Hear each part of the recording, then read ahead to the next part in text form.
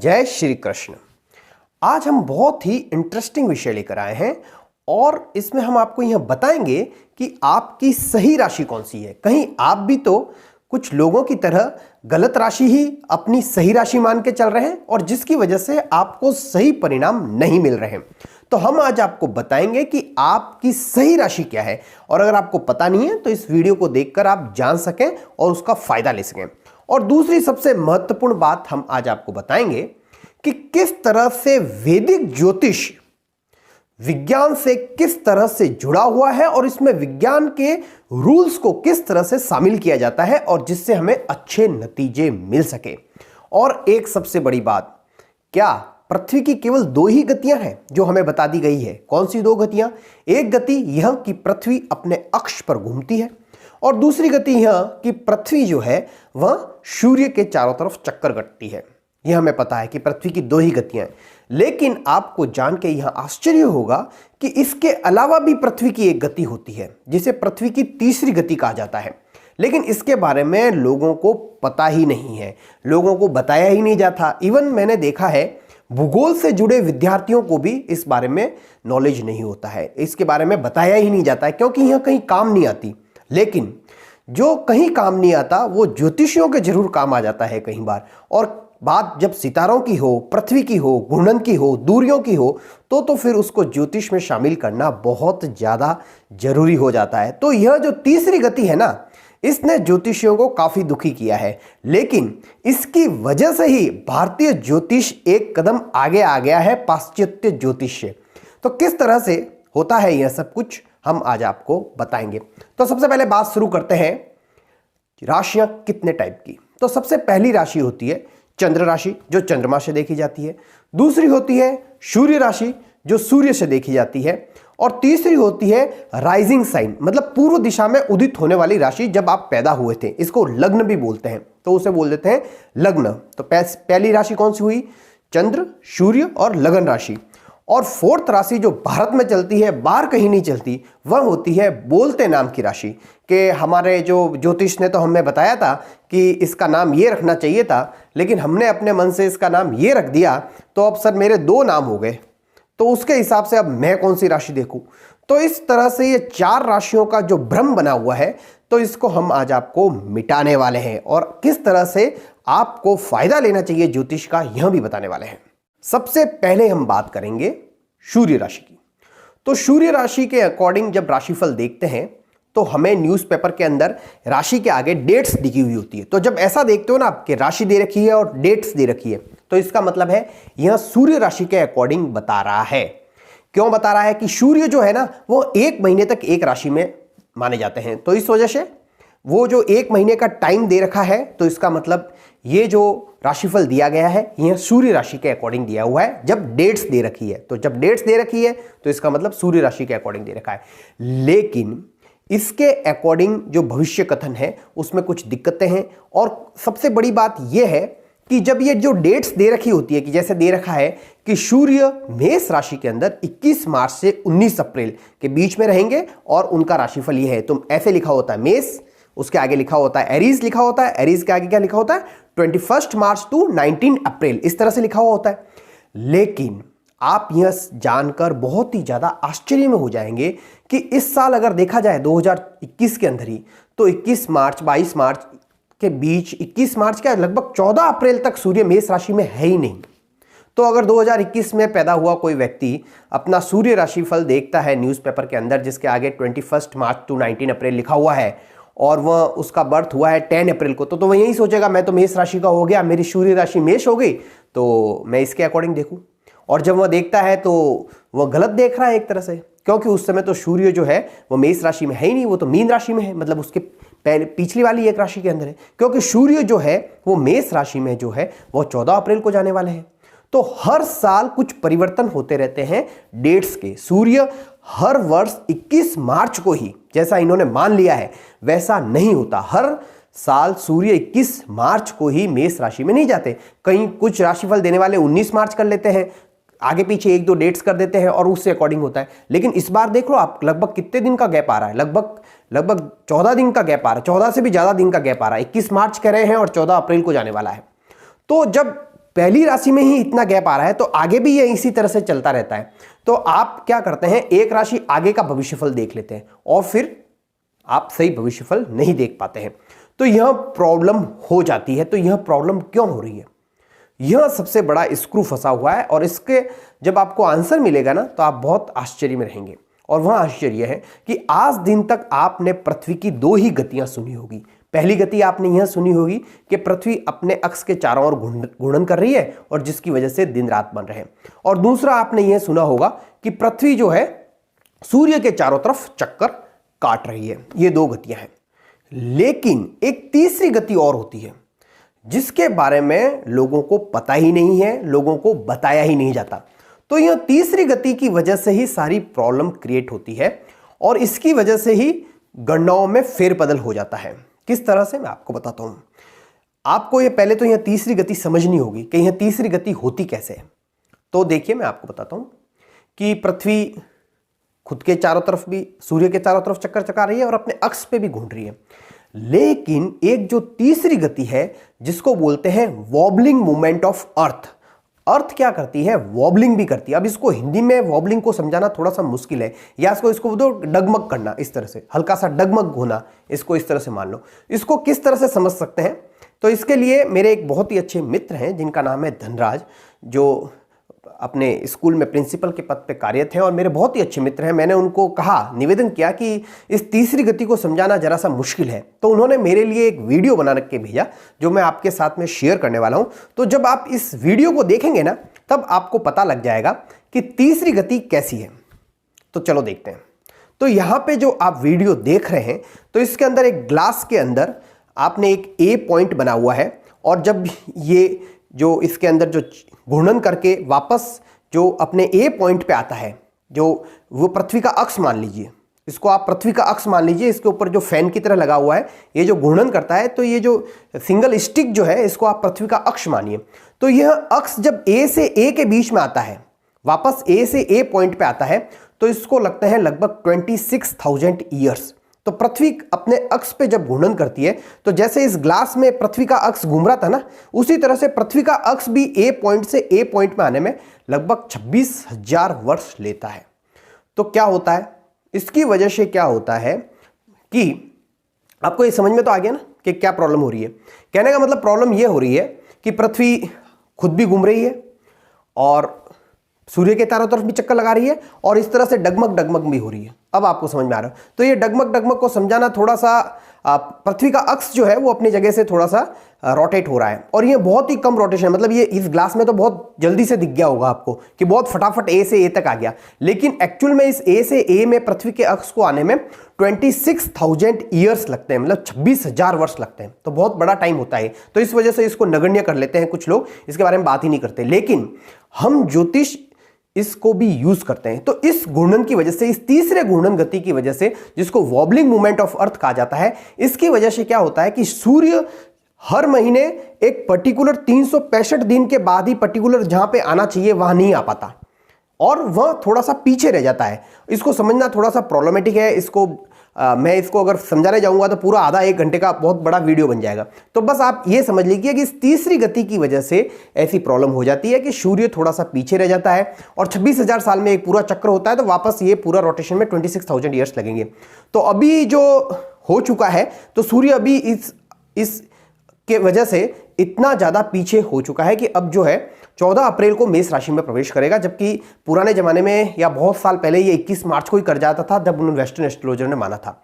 तो इसकी वजह से सारी राशियों में गड़बड़ हो जाती है और आपको सही तरह से आप अपना भविष्यफल नहीं देख पाते। लेकिन अब यहां पे आपको बहुत ही ज्यादा गर्व का अनुभव होगा। हम जो भारतीय ज्योतिष हैं इस वॉबलिंग मूवमेंट को मानते हैं और अपनी गणनाओं में इसको शामिल भी करते हैं और इसका जो डिफरेंस बनता है वह भी हम अयनांश मान के चलते हैं और उसी के अकॉर्डिंग कुंडली बनाते हैं। तो हमने इसको बहुत पहले से ही मानना शुरू कर दिया, इसको एस्ट्रोलॉजी में शामिल कर दिया और उसी के अकॉर्डिंग अपनी गणनाएं कर रहे हैं। लेकिन वेस्टर्न एस्ट्रोलॉजर अभी तक इस चीज को मान नहीं रहे, कुछ मान रहे हैं, कुछ नहीं मान रहे हैं और इसकी वजह से ही कुछ भ्रमजाल जैसी स्थिति बन जाती है और आपको सही तरह से गाइडेंस नहीं मिल पाती है या जो चीज़ सही है, जो मेष राशि में होना चाहिए, तो उसी समय जो बताना चाहिए तो वो नहीं बता पाते। लेकिन कुछ वेस्टर्न एस्ट्रोलॉजर्स अब अच्छा काम कर रहे हैं और उन्होंने एक नई लिस्ट जारी की है, जो आप यहाँ पे देख रहे होंगे। उन्होंने अब ये नई लिस्ट बना दी है और इसके अकॉर्डिंग ये कर रहे हैं। और अब वो एक और बात हो गई है जिसके बारे में मैं अपना अगला वीडियो लेके आने वाला हूँ, और वह है 13वीं राशि। उन्होंने नासा ने कहा है कि एक 13वीं राशि भी है, तो उसके बारे में हम ये भी बात नहीं करेंगे। उसके बारे में हम एक अगला वीडियो लेके आएंगे और उसके बारे में पूरा बताएंगे। कुछ सच आपको अगले वीडियो में पता लगेंगे तो आपको और ज़्यादा मजा आएगा।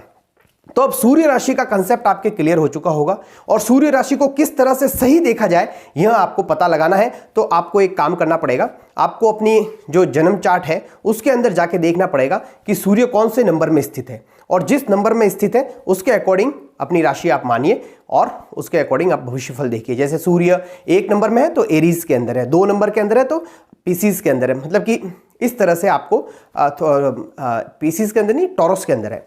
तो इस तरह से आपको खुद को थोड़ी मेहनत करनी पड़ेगी, अपना जन्मांक निकालना होगा और उसके अकॉर्डिंग अपना आपको आपका सन साइन पता लगाना पड़ेगा। तो इस तरह से आप वर्कआउट करके अपना सही सन साइन पता लगा सकते हैं। लेकिन अगर आप अखबार में ही देख के चलते हैं और अखबार के अकॉर्डिंग ही अपना सन साइन चूज कर रहे हैं, तो हो सकता है कि आप गलत सन साइन देख रहे हैं, क्योंकि उस वर्ष ऐसा हुआ ही न हो जैसा अखबार में दे रखा है, या कहीं पे भी सन साइन के आगे जो वो डेट्स दे रखी हैं वो हमेशा सही हो, जरूरी नहीं। तो यह आपका दिमाग खोलने वाली बात हो गई। तो अब हम दूसरी बात करते हैं। दूसरी बात यह है कि चंद्र राशि के अकॉर्डिंग, जिसको जनरली इंडियन एस्ट्रोलॉजर फॉलो करते हैं। अब सबसे पहले तो चंद्र राशि के अकॉर्डिंग कैसे देखते हैं। चंद्रमा जब आप पैदा हुए थे तो चंद्रमा किस राशि के अंदर था, तो उसके अकॉर्डिंग आपका भविष्यफल बताया जाता है।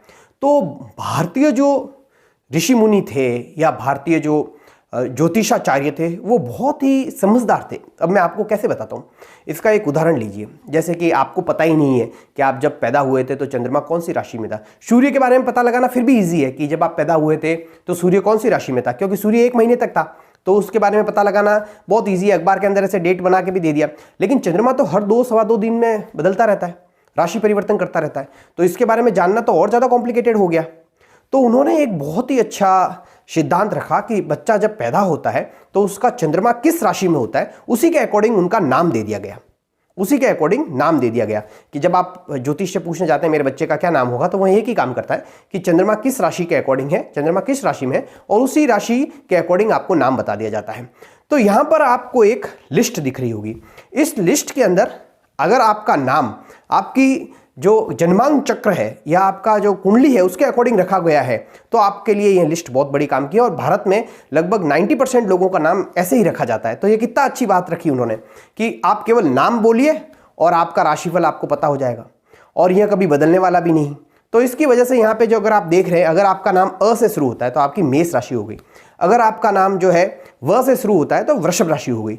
अगर आपका नाम मिथुन राशि कर्क तो क से शुरू होता, तो ये पूरी, अब मैं डिटेल में पूरी बात नहीं करूंगा, टाइम बहुत ज्यादा हो जाए।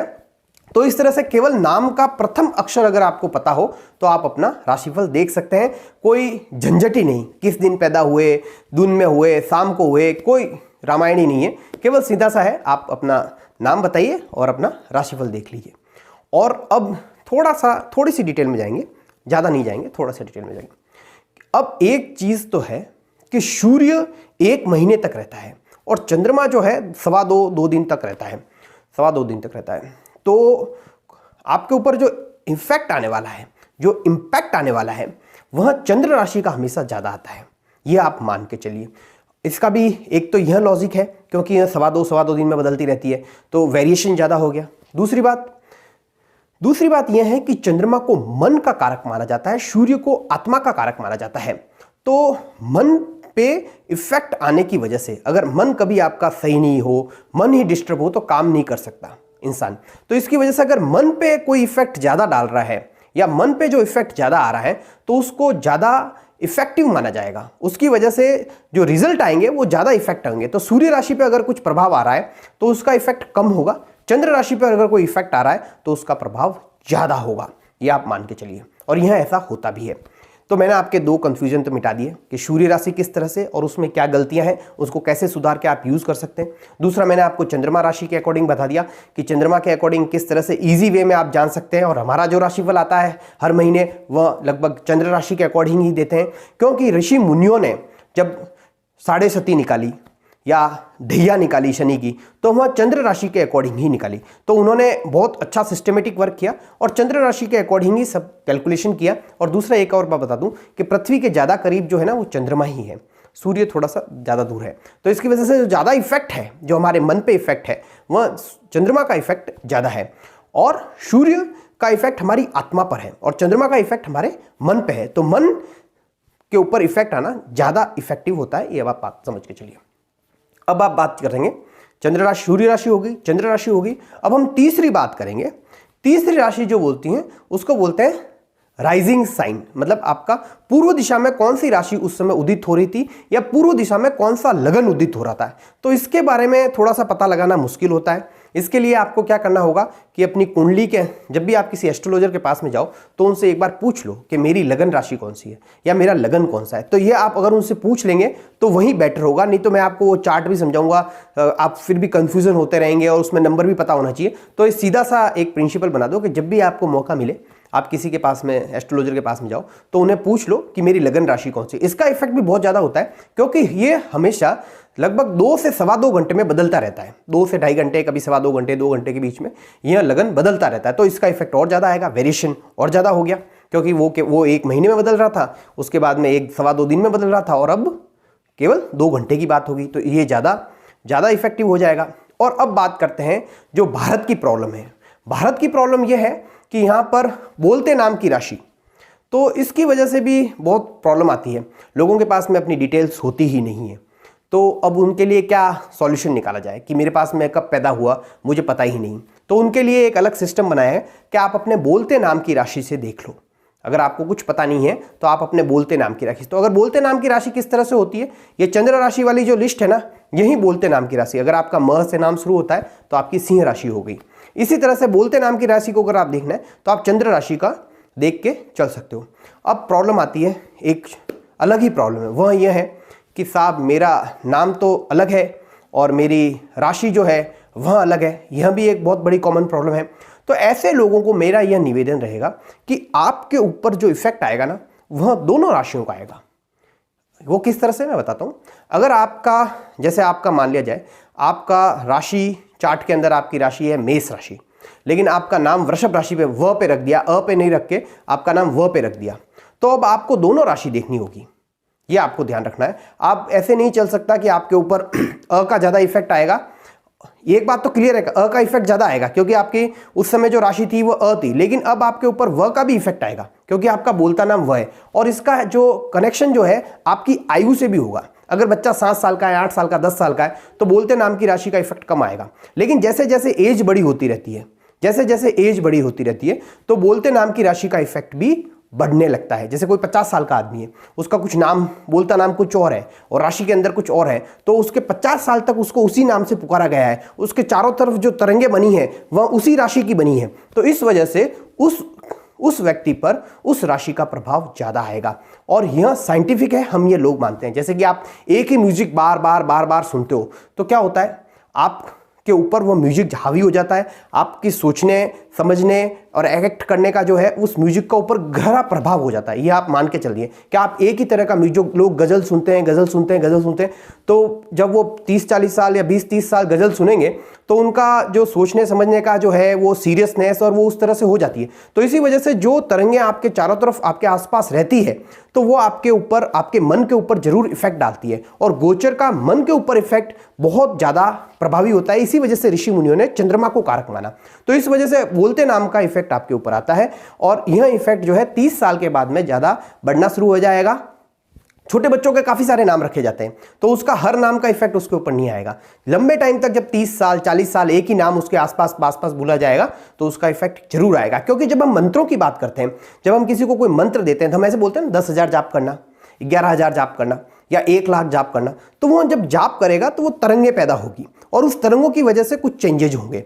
तो यह था आज का विषय, जो मेरे हिसाब से आपको बहुत ही ज़्यादा इंटरेस्टिंग लगा होगा और आपकी काफ़ी सारी जो प्रॉब्लम्स होगी कि मेरी राशि कौन सी है, क्या देखूं क्या नहीं देखूं, उसके सारे आपको आंसर मिल गए होंगे। तो इसी के साथ में आज का कार्यक्रम यहीं समाप्त करते हैं। उम्मीद करता हूं आपको यह बहुत ही अच्छा लगा होगा। आगे भी हम इसी तरह के रोचक सब्जेक्ट लेके हाजिर होते रहेंगे जो ज्योतिष से जुड़े हुए होंगे। आपसे केवल एक ही अनुरोध है कि हमारे चैनल को सब्सक्राइब करें, लाइक करें और इसके बारे में ज़्यादा से ज़्यादा लोगों को बताएं, जिससे वह लोग भी वैदिक ज्योतिष का फायदा उठा सकें। नमस्कार।